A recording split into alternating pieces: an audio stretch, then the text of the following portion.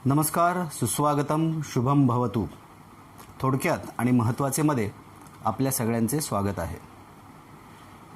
भाषा विज्ञान या अभ्यासपत्रिकेतील स्वनपरिवर्तन आणि अर्थपरिवर्तन या दोन प्रकरणांचा आज आपण थोडक्यात विचार करणार आहोत.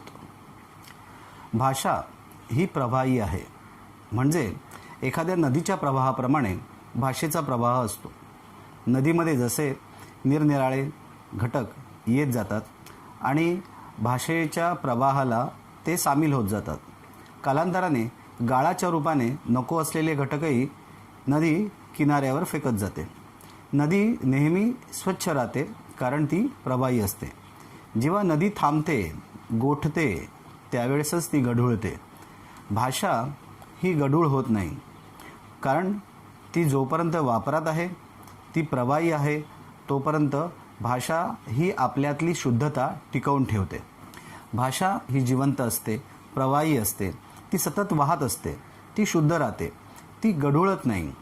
जोपर्यंत भाषिक आपली भाषा प्रभावीपणे, गरज म्हणून आणि अस्मिता सदृश्य वापरत आहेत, तोपर्यंत भाषा ही जिवंत राहणार, टिकून राहणार. त्यामुळे भाषिकांची गरज म्हणून भाषा ही स्वतःचे अस्तित्व निर्माण करत असते. तिच्यामध्ये निरनिराळे घटक येत जातात. का येतात, कसे येतात आणि त्यामुळे भाषेचा कसा बदल घडून येतो, कोणत्या पातळीवर बदल घडून येतो, त्याचा विचार भाषाविज्ञान करताना दिसते. स्वनपरिवर्तन आणि अर्थपरिवर्तन हे याचेच गट आहेत. भाषिकांच्या सभोवती असलेले भौगोलिक, राजकीय, सांस्कृतिक बदल किंवा त्याचे परिणाम भाषेवर होत असतात. त्यामुळे या बाह्य कारणांनी सुद्धा स्वनपरिवर्तन आणि अर्थपरिवर्तन घडत असते. भाषेचा वापर करणारे भाषा कशी वापरत आहेत, त्यांच्यातील आळस, त्यांच्यातील गरज, त्यांच्या वागेंद्रियातील बदल, या सगळ्या गोष्टीचा भाषेवर परिणाम होत असतो. उदाहरणार्थ, नाकात फार मोठी नथणी घातल्यामुळे नाकावाटे येणारे उच्चार बदलले जातात. तसे उच्चार आई करते, तेच उच्चार मुलं शिकतात आणि भविष्यात मुलांच्या नाकावाटे येणाऱ्या उच्चारांवरती परिणाम झालेला दिसतो. हा जो बदल आहे तो एका विशिष्ट मनोवृत्तीमुळे तयार झालेला आहे. अशा निरनिराळ्या मनोवृत्ती तयार होत असतात आणि त्यातूनच स्वनपरिवर्तन घडत असते. स्पष्ट उच्चार करण्यातील आळस किंवा स्पष्ट उच्चार करता येत नसल्यामुळे निर्माण केलेले सोपे मार्ग, ह्यामुळे भाषेत बदल घडत असतो. तसेच एखादा शब्द मुद्दामून आघात देऊन बोलण्याचा प्रघात निर्माण होतो. साहेबसारखा शब्द साहेब असा जेव्हा उच्चारला जातो, त्यावेळेस त्याच्यात स्वनांमध्ये बदल घडून येतो. असे आघात करणे किंवा आघात न करणे, एखाद्या उच्चारावरती अधिक भर देणे, आळसामुळे एखादा उच्चार टाळणे किंवा एखाद्या उच्चाराच्या संदर्भात असलेली सांस्कृतिक पार्श्वभूमी लक्षात घेऊन तो उच्चार न करणे, असे काही प्रघात निर्माण होतात आणि त्या प्रघातांमुळे स्वनांमध्ये बदल घडून येतात.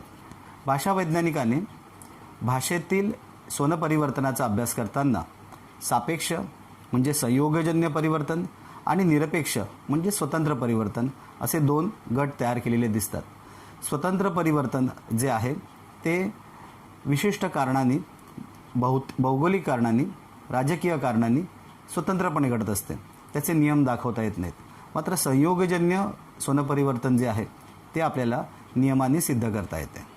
अंत्य स्वनलोप, एक स्वनीकरण, आद्य स्वनागम, मध्य स्वनागम, अंत्य स्वनागम, सदृशीकरण, विसदृशीकरण, अशा पद्धतीने सापेक्ष म्हणजेच संयोगजन्य परिवर्तनाची उदाहरणे दाखविता येतात.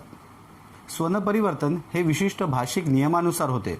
ते इतर कोणत्याही भाषाबाह्य कारणांनी होत नाही, असे जर्मन भाषा अभ्यासक रासमुख रास्क यांनी विचार मांडले आणि ग्रीम यांनी ते सिद्ध करण्याचा प्रयत्न केला. एकूणच स्वतंत्र स्वनपरिवर्तनाचा विचार करताना परिवर्तन अर्थात सादृश्यमूलक परिवर्तन किंवा सादृश्यमूलक विस्तार यांचा अभ्यास करावा लागतो. स्वनपरिवर्तनामध्ये स्वन एकमेकांची जागा घेतात किंवा एकमेकांवर आरूढ होतात. एकमेकांशी संबंध आल्यामुळे एक नवीन शब्दाची निर्मिती करतात. अर्थपरिवर्तनामध्ये मात्र आपल्याला इनमिन 3 ते 4 प्रकारच दिसून येतात. एक तर अर्थाचा संकोच होतो किंवा अर्थाचा विस्तार होतो किंवा असलेला अर्थ पूर्णपणे बदलून नवा अर्थ प्राप्त येतो. कधीकधी निरनिराळ्या वस्तूंचा वापर झाल्यामुळे त्या वस्तूंच्या नावामुळे आधीच्या वस्तूचे नाव विसरून नवीन नाव रूढ होत जाते. त्यामुळे वस्तू रूपांतर हाही एक प्रकार दिसतो. अर्थात अर्थसंकोच, अर्थविस्तार, अर्थांतर आणि वस्तू रूपांतर हे 4 महत्त्वाचे प्रकार दिसून येतात. भाषेवर परिणाम करणारे घटक हे इतर भाषातून येतात. त्याचप्रमाणे आधुनिक जीवनसरणीमुळे येत असतात. जी भाषा आपण नेहमी वापरत असतो त्याला पिजिन भाषा असे म्हणतात आणि इतर भाषा ज्यावेळेस आपल्या जवळ येत जातात आणि त्याच्यातून एक नवीन भाषा तयार होते त्याला क्रिऑल भाषा असं म्हणतात. पिजिन आणि क्रिऑल ही भाषेची मांडणी आपल्याला समजून घ्यावी लागते, कारण आज जी आपण मराठी भाषा बोलतो आहोत ती कालांतराने असणार नाही. एक 20 ते 30 वर्षानंतर मराठीमध्ये जो बदल झालेला दिसेल ती भाषा ही त्यावेळची पिजिन भाषा असेल. आजची आपली जी भाषा तयार झालेली आहे ती मराठीची क्रिऑल भाषा आहे.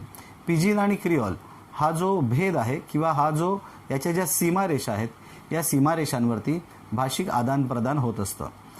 त्यामुळेच आदान प्रक्रिया म्हणजे काय हेही आपल्याला समजून घ्यावं लागतं. इतर भाषातून शब्दांप्रमाणेच वेगवेगळे वस्तूसुद्धा आपल्याकडे येत असतात. त्या वस्तूंचं किंवा त्या संस्कृतीतील घटकांची नावे आपल्याला जाणून घ्यावी लागतात, त्याचा वापर आपण करतो. अशा पद्धतीने भाषांमधून वेगवेगळे शब्द आपल्या परिचयाचे होतात, आपल्याला आवडतात आणि त्याचा आपण वापर करायला लागतो. ही आदान प्रक्रिया ही सतत होत असते. व्यवहाराच्या निमित्ताने, शिक्षणाच्या निमित्ताने किंवा पर्यटनाच्या निमित्ताने माणसं जेव्हा इतर भाषिकांशी संवाद साधतात तेव्हा त्या संवादातून आपली भाषा अधिक प्रभावी होत जाते. आपण आपल्या भाषेमध्ये इतर शब्दांचा वापर करतो, आपण त्या वस्तूंचा वापर करतो आणि त्यामुळे भाषा ही समृद्ध होत असते. आदान प्रक्रिया ही भाषेला समृद्ध करणारी एक प्रक्रिया आहे.